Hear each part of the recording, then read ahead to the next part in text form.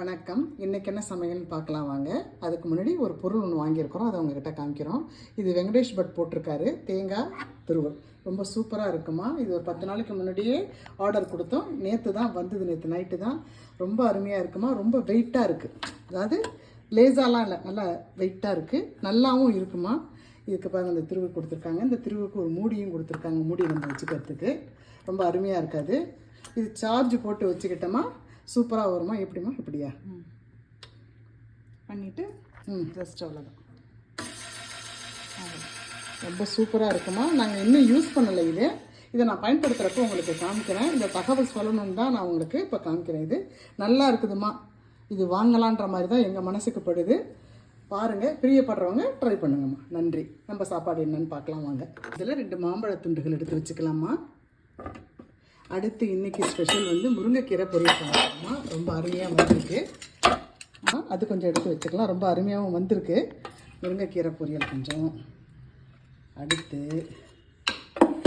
வாழைக்காய் வறுவல், சூப்பராக வறுத்துருக்குறோம் வாழைக்காய் வறுவல். அதில் 2 எடுத்து வச்சுக்கலாம். அடுத்து கேரட் கூட்டு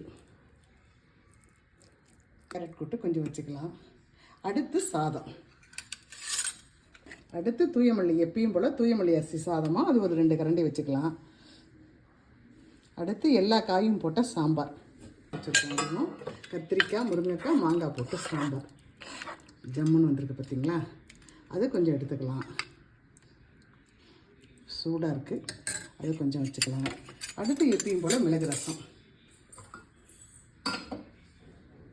அதில் ஒரு 2 கரண்டி போட்டுக்கலாம்.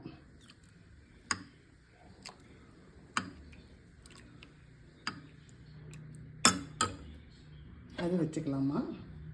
அப்புறம் காலையில் சாமி பிரசாதத்துக்கு நான் சக்கரை பொங்கல் செய்தேம்மா. காலையிலே சாமி படைச்சிட்டு நல்லா இருக்குது. காலையிலே செய்தாச்சு, காலையிலே சாமி கும்பிட்டாச்சு.